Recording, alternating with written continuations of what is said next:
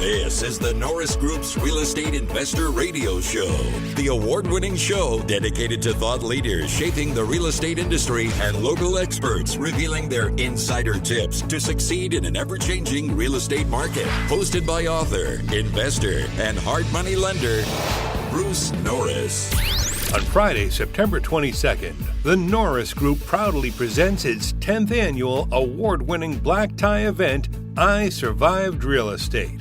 An incredible lineup of industry experts will join Bruce Norris to discuss perplexing industry trends, head-scratching legislation, and opportunities emerging for real estate professionals. All proceeds from the event benefit Make-A-Wish and St. Jude Children's Research Hospital. This event would not be possible without the generous help of the following platinum partners: Housing Wire, Coach Fullerton, Coldwell Banker Town & Country, Property Radar, the Apartment Owners Association, the San Diego Creative Real Estate Investors Association, Invest Club, Las Brisas Escrow, MVT Productions, Inland Empire Real Estate Investment Club, Realty 411, and White House Catering. Visit isurvivedrealestate.com for event information and tickets. Hi, thank you for joining us. My name is Bruce Norris, and today our special guest is William E. Brown. Bill is a realtor from Alamo, California, and is the 2017 president of the National Association of Realtors.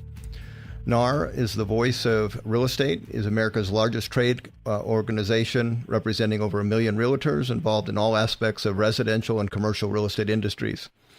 In 2013, Bill served as NAR's vice president, and prior to that has served in many other capacities and received many awards during the past 35 years. One thing I'll also mention is he's a second-generation realtor who's been active in organized real estate for more than 35 years. He's the founder of Oakland Based Investment Properties, a division of family real estate business founded in '64 by his dad, William H. Brown, which focuses on the sale of existing apartment buildings to both institutional and private capital investors. So, Bill, we welcome you to our show. Thanks, Bruce. It's good to be here. You know, I think one of the things that kind of excites me about this interview is that you're not just a realtor, but you're also an investor, and that's not a normal combination. Yeah, I mean, it's it's funny. You're absolutely correct.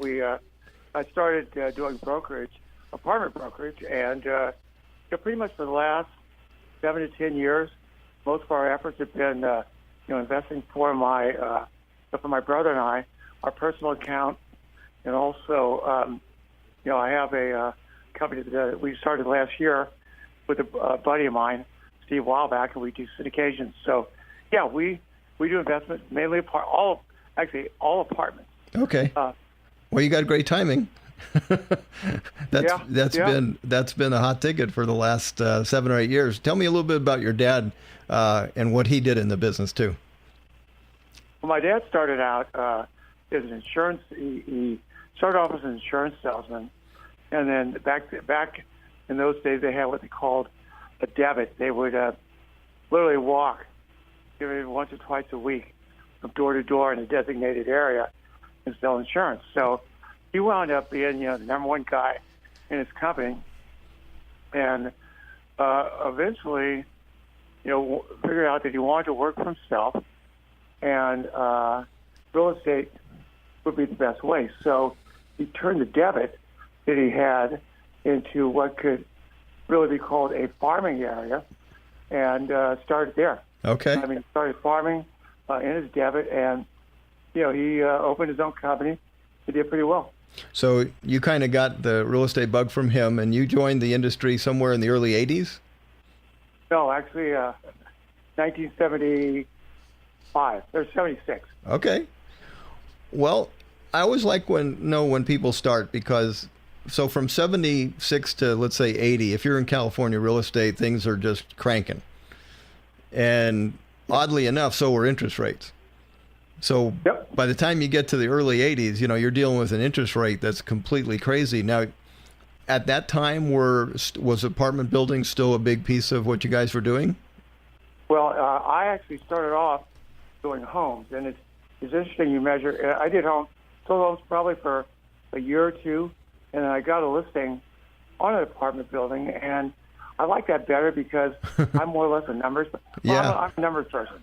Yeah, that'll work. And, yeah. So I mean, it's I got involved with apartments and never turned back.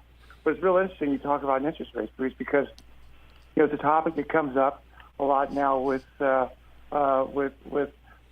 members and with clients. I can remember, just anecdotally, buying my house in 1979, and initially I assumed the loan. It was at 9%. That was fine. I mean, what could possibly go wrong, right? I had to refinance it 2 years later, and my first refinance was at 19%. Oh my goodness! and I can remember refinancing every time I went. I can remember being happy to get an interest rate of 14%. So I mean, what the I guess the long-winded message in this is, to our members and our members' clients, is that even if rates go up a little bit over the next couple of years, they're still at historically low levels. Yeah, if I was a realtor dealing with clients, I'd have charts with me, and that would be one of the charts I'd point out. It really doesn't matter if it's 3 3/4 or 4 1/4; it's still on sale. Right, correct. The interest rate portion is ridiculous. I kind of same similar story. I wanted to be a full-time investor. I had already paid off my home. I'm probably 28 years old. Refi it at 17 and a half. So, ouch. Yeah. Now, another thing, the reason why I was interested, you're in a product type in the early 80s that got a big boost because of some tax law changes in 1981. And then they took them back. And then they took it back. They took it back in 86. That's right. Correct. I mean, and in fact, I mean, that's 86. It actually, Tax Reform Act of 86 did a lot of things. One of the things it did do is lengthen depreciation. And we have a lot of buyers. The well-to-do buyers are buying apartments to take advantage of the accelerated depreciation that was available on the investment. That's right. And I mean, it's just the market. It actually started a year later when it really sunk in. It started in '87, and the market just went into the tank.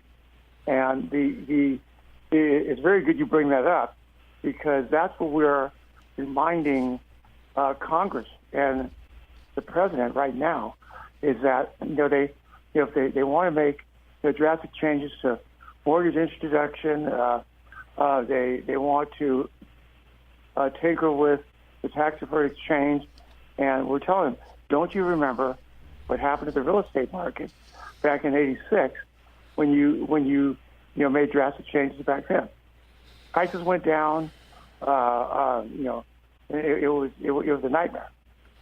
Yeah, and that is why I brought it up, because you were in the front row for that change. When you go from the attitude of 81 to 86, all of a sudden you end up with a crisis on your hand, an enormous amount of losses. So now we're trying to figure out how. I understand we have a negative deficit. We're trying to figure it out.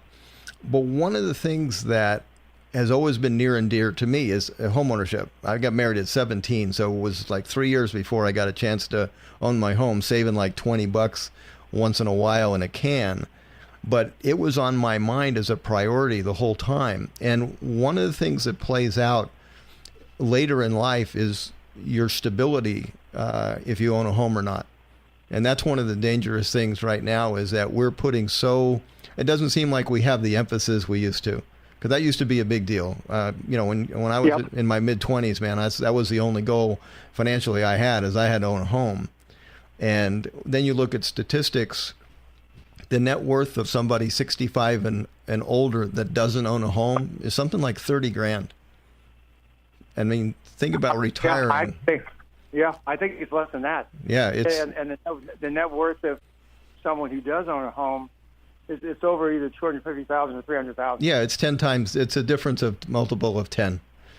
Right. And that's a big deal. And I know that's what you've spent most of your life doing, is really getting involved in the decision process and helping other people see real estate as one of the key factors for the American household doing well and stability of not just financially, but just in general society. That's a big deal.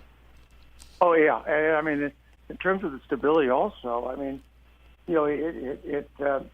or I should say, included in that stability, it really gives someone pride in the community.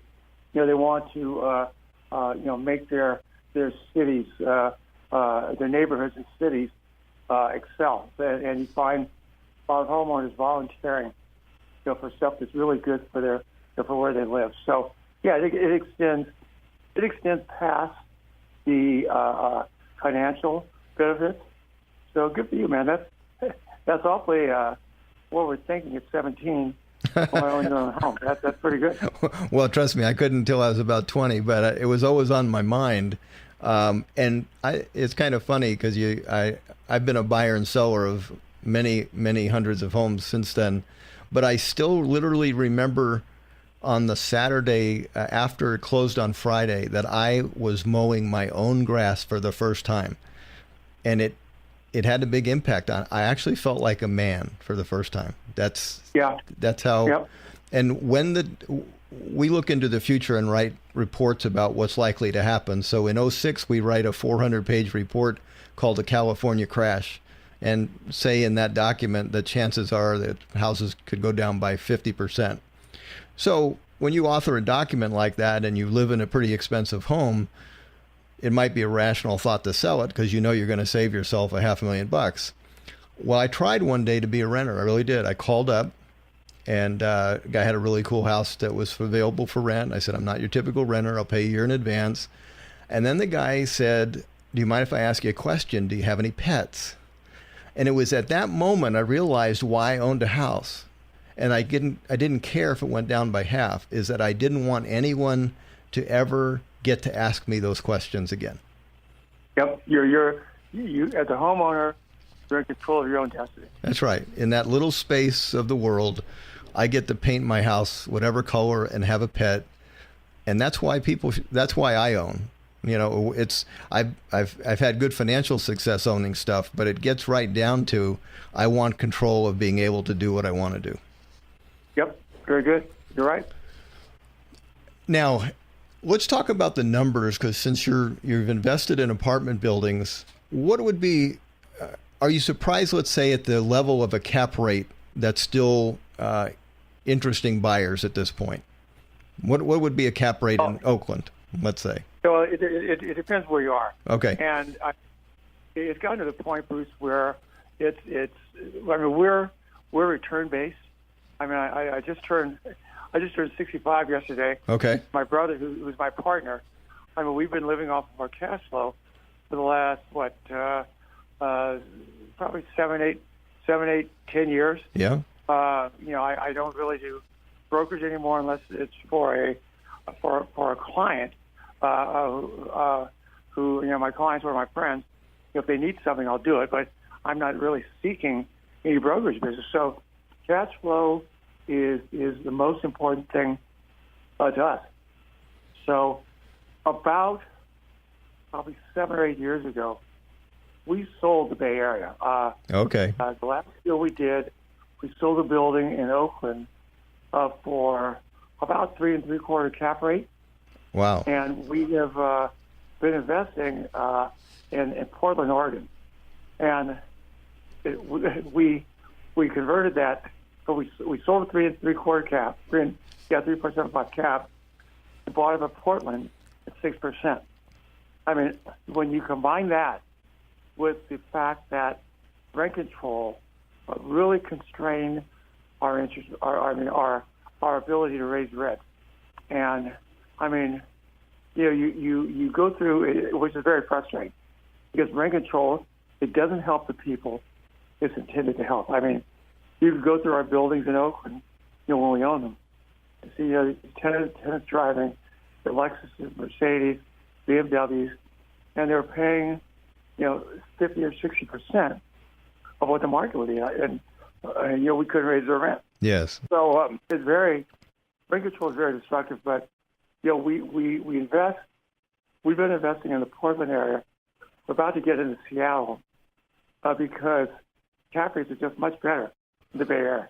Are you concerned about where they are? You were a seller, like I said, a number of years ago. I spoke in front of an apartment owners association probably 6 months ago, and the audience is usually 300 to 400 people. Today it was like 600 people lined the wall, front, side. Every wall had standing people, and I was a little surprised. I said, okay. I said, you guys are either really excited or you're really concerned. And there was a little laughter, and then somebody stood up and he said, we want to know if there's a bubble in the apartment valuations, because that's what most of them owned. And I said, and I'm really not an apartment guy, but I think I can get to the answer really quickly by asking one question. How many of you guys would buy your own apartment building out at its current cap rate? And then there was like a roar of laughter. And to me, that's the definition of a bubble. When you have no one willing to make the next decision, although that's the valuation. So I'm just curious, where do you think we're in bubble territory in some areas where you just go, okay, well, that just no longer makes sense? Well, I think we're close to it. I mean, we're in Portland, we're saying cap rates get down to, at least stuff we're looking at 5%. We're even seeing some of them, slip into the high fours. And I think the real question, well, let me back up. The problem in the Bay Area is you find a lot of people buying on, what I call the greater fool theory. Yeah. That's, we'll pay 3.5 cap because, hopefully we can raise the rents, and in 5 years, someone will, pay a 3.5 cap or better for the property. We'll make some money. That is eventually going to run out. Right. I think everyone. And in Portland, the real question is how long will rents keep on going up? Will there be a bubble in rents? Portland beat an initiative that would have allowed rent control this year. Are they going to come back next year? And if they do, will they be successful? I mean, it's ability to raise rents and interest rates kind of go hand in hand. What's interesting about what you're saying is that, say in Riverside's had a tremendous growth in rents, but the income hasn't matched that. And so at some point, what's been your experience where those two numbers no longer make sense for the majority of the people? Do they try now to become buyers, or do they say, I got to relocate to some place that's less? Well, unfortunately, what's happening is those renters are having to move further away from their jobs in order to find affordable housing, and then, that brings up another issue of production. I mean, a lot of the cities up in the Bay Area have put these fees on the builders to make it I don't want to say impossible to build, but it makes it pretty tough. I mean, impact fees and all that stuff. Yeah. There's a scenario in Oakland where I think you can get up to $27,000 per unit on impact fees.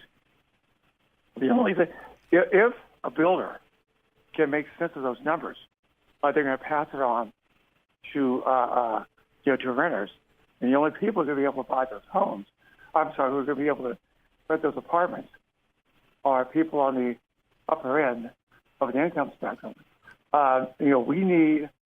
We have to find a way to build affordable housing. So, teachers, firemen, policemen can live in or close to the areas where they work.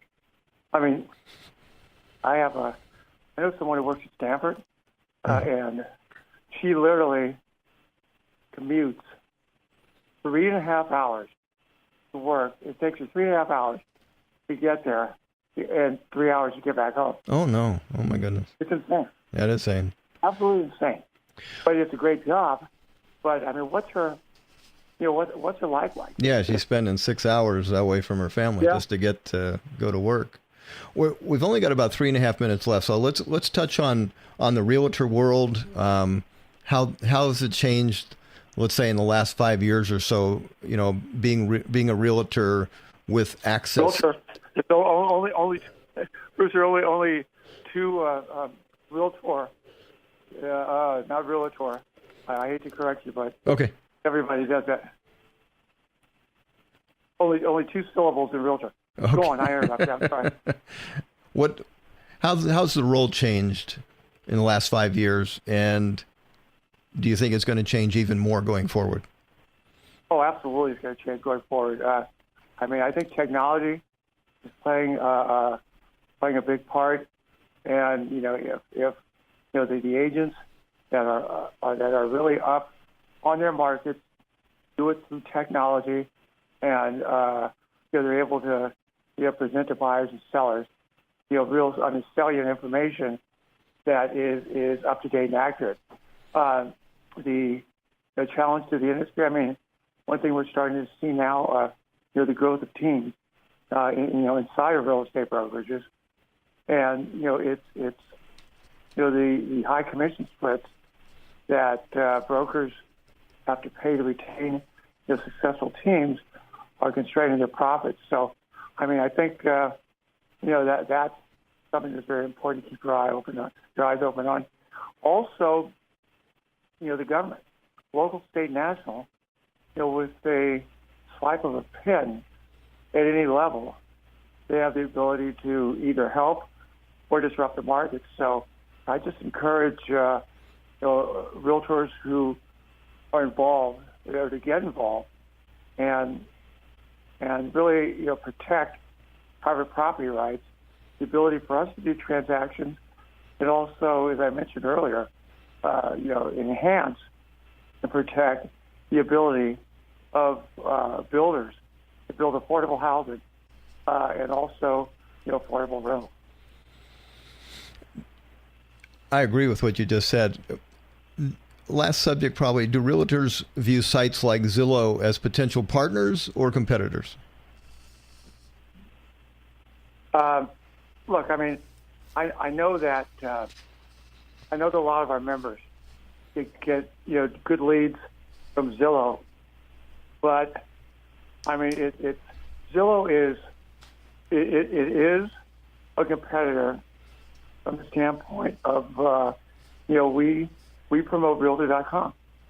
Right. So it's up to us to make our members aware of the advantages of using realtor.com, and but we also have to make sure realtor.com is enhanced enough to make our members satisfied, just the ability to give them what they want.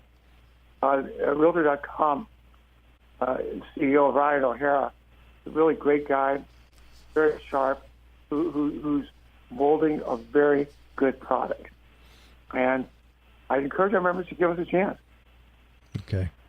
Well, Bill, we've run out of time. We've been speaking with William E. Brown, and he is the president of the National Association of Realtors. Bill, thanks so much for taking time out of your busy day to be with us. Bruce, that was fun. Thanks to you.